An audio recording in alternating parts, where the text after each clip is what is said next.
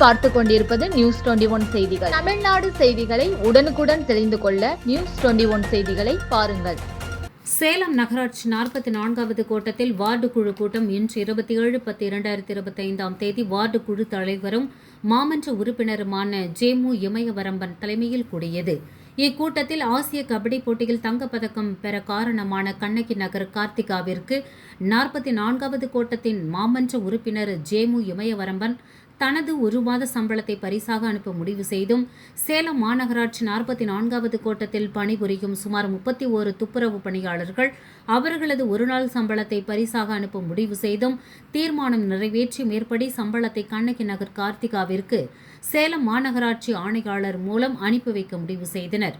தூய்மை பணியாளர்களின் மகளான கண்ணகி நகர் கார்த்திகாவின் வெற்றியை போற்றும் வகையில் அவரது பெற்றோருக்கு தமிழக அரசு பணி வழங்க வேண்டும் என்றும், பரிசுத் தொகை ரூபாய் 25,05 கோடியாக உயர்த்தி தர வேண்டும் என்றும், கார்த்திகாவின் மேற்படிப்புக்கான செலவுகளை அனைத்தும் தமிழக அரசு ஏற்று கார்த்திகாவின் பெற்றோருக்கு அரசு வீடு ஒதுக்கீடு செய்ய வேண்டும் என்றும் தீர்மானம் நிறைவேற்றப்பட்டது. கார்த்திகாவின் வெற்றியை பாராட்டி சேலத்தில் 44வது கூட்டத்தின் சார்பாக கார்த்திகாவை அழைத்து வந்து சேலம் மாநகராட்சி துப்புரவு பணியாளர்கள் அனைவரின் குழந்தைகளுக்கும் ஊக்கமளிக்கும் வகையில் கார்த்திகாவிற்கு பாராட்டு விழா நடத்துவது என்று முடிவு செய்யப்பட்டது.